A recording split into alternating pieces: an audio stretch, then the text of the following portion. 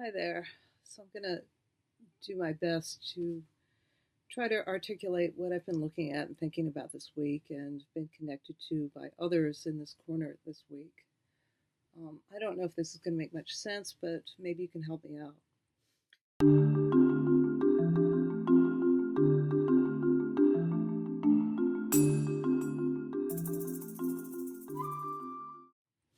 So Karen had Grizz on her channel recently, and they mentioned something that is coming up in the zeitgeist a bit. Probably has been for a while. It's just I'm late to the party.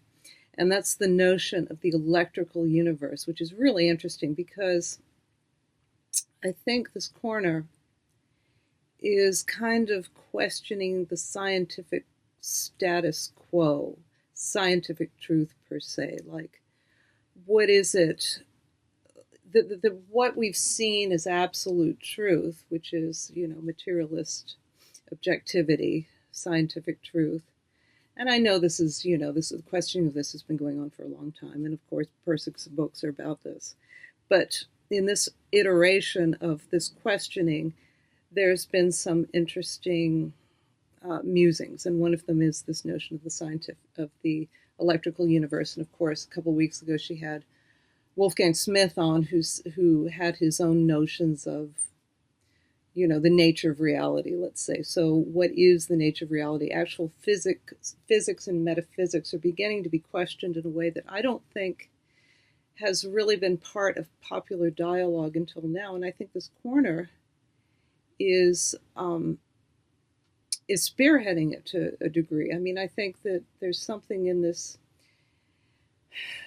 is desire to understand the universe, the world, whatever, material, reality, reality itself in a way that makes sense, that's coherent, is really a big part of our pursuit.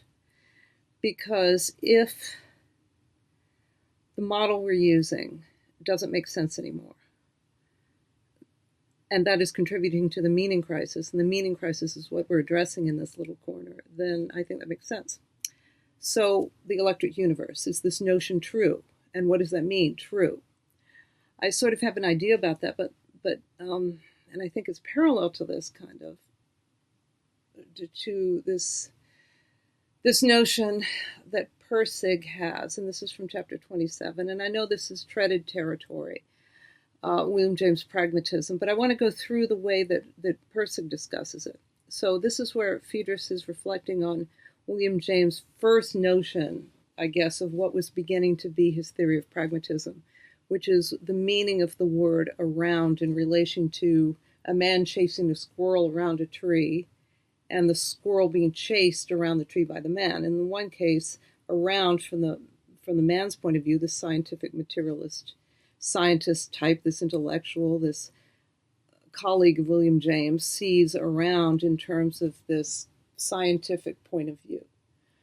And the squirrel, on the other hand, sees it in terms of, does the guy ever go, does his body ever come, do I ever see his actual body, which the squirrel doesn't. But the guy says, well, I am going around because I went north, south, east, west, these scientifically determined coordinates, and so did the squirrel, therefore I went around the squirrel. So his notion of truth comes from an intellectual realm, and the squirrel's notion comes from his actual lived experience. So Persig says in chapter 27, we are always in the position of that squirrel. Man is always the measure of all things, even in matters of space and dimension. So what he means is that things ultimately are in terms of the value we give them on the human scale. And it can't be any other way. And this is probably what is meant by science is nested in religion. Because religion and value in this context are somewhat interchangeable. And that means that our relationship with the world has always been interest, relevance realization, value. The value of our totality as beings, the full measure of a man, not just intellectual value, which is where we're kind of living these days, right?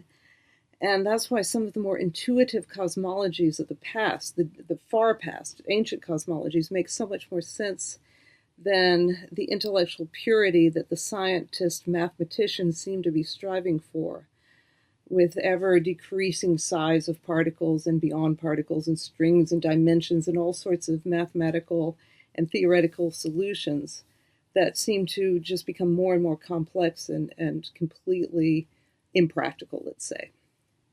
So some of the metaphysics of the Pre-Socratics, as in the basic element is change, or fire, or ether, seem much more commensurate with human experience than does quantum theory. And that striving for purity in the material sense, which makes so little sense in the practical sense, that the quantum theorists are forever adding patches and they're forever adding more particles and new understandings, and like you keep cutting it down and down and down to these fanciful realms of new dimensions, and they're true. It's possible that these are true because the math says so. But math is a tool. It's not reality. Real metaphysics are about processes, not materiality. Does that make sense? Real metaphysics are about understanding the processes that everything goes through versus what is the smallest particle and what is the largest, how big is the universe. And I know that this is a little bit weird, but the one theory of physics that seems to make sense is the ether theory of the 19th century and even of the ancient Greeks. It's a completely viable way of understanding the inorganic level, Persig would say, as a conceptual non-material understanding. I mean, the ether is sort of this concept in between materiality and non-materiality that can kind of give rise to form. And there's something, of course, in Plato in that, and I can't go into that right now, but this is, these are things I'm thinking about, incomplete thoughts. So it's a paradigm, I guess you could say. The philosophical problem we have in the age of materialism is that our metaphysics are intellectual, mathematical, like quantum mechanics. They are a form of atomism, meaning, as Democritus proposed, the essential nature of reality is a particle. But the problem with that is with the discovery of smaller and smaller particles. Once they get imperceptible, we begin to discern something else, and that something can't be seen. It can only be measured with math, and that something is theoretical. But the upside is the way that the theoretical physics is presenting itself is in the notion of value, the wave or the particle. Now, that's sort of people believe that's a measure of the electron, and the electron is here or there, but maybe it's not. Maybe it's just an expression of something else.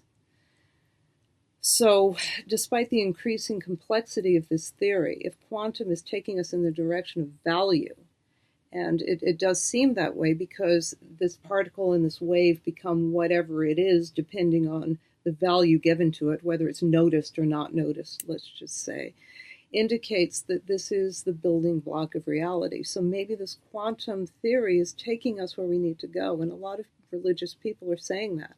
You've got this whole Buddhist non-dual convention about non-duality that frequently incorporates quantum mechanic theory into this. And of course, Persig was kind of interested in quantum mechanic theory too. There's something about it that is sort of like DNA is between, or let's just say a virus is between the inorganic and biological level. This quantum theory is in between the scientific and religious level. And that makes it really interesting.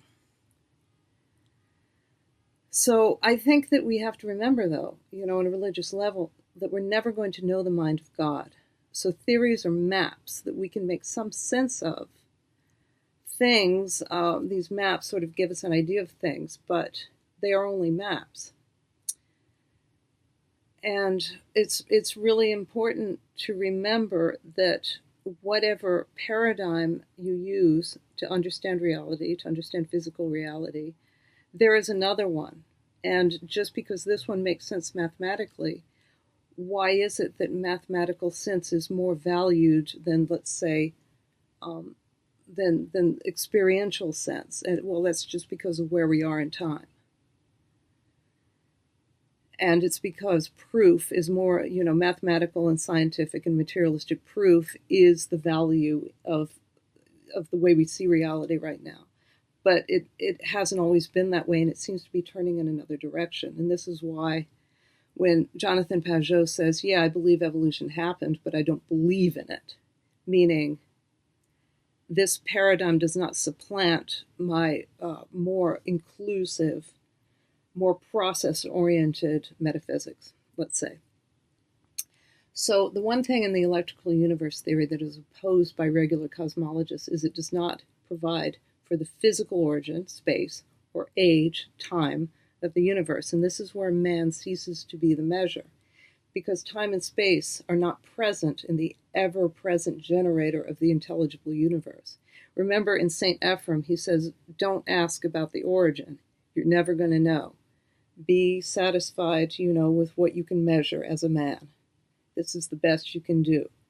The origin of everything, there is no beginning, there is no end, and there's no place, because what creates is beyond this. Remember in the paraphesion, that which creates but is uncreated.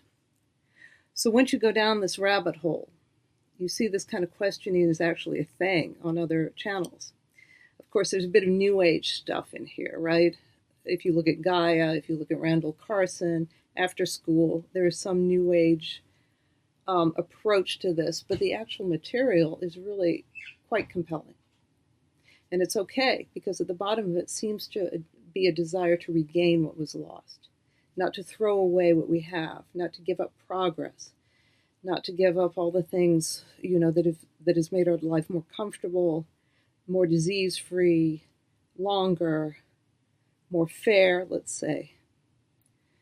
But we need to become more discerning about how we use our godlike technological powers. And that means that the big change, I think, will come when the God of efficiency and profit is replaced with some variation of the real God, which is what we're looking for. We are trying to deepen the channels back to wisdom. So let's go to a very important passage in Zen and the Art of Motorcycle Maintenance. I would like to not cut any new channels of consciousness, but simply dig deeper into old ones that have become silted in with the debris of thoughts grown stale and platitudes too often repeated. What's new is an interesting and broadening eternal question, but one which, if pursued exclusively, results only in an endless parade of trivia and fashion, the silt of tomorrow. I would like instead to be concerned with the question, what is best? A question which cuts deeply rather than broadly, a question whose answers tend to move the silt downstream. There are eras of human history in which the channels of thought have been too deeply cut, and no change was possible, and nothing new ever happened, and best was a matter of dogma. But that is not the situation now.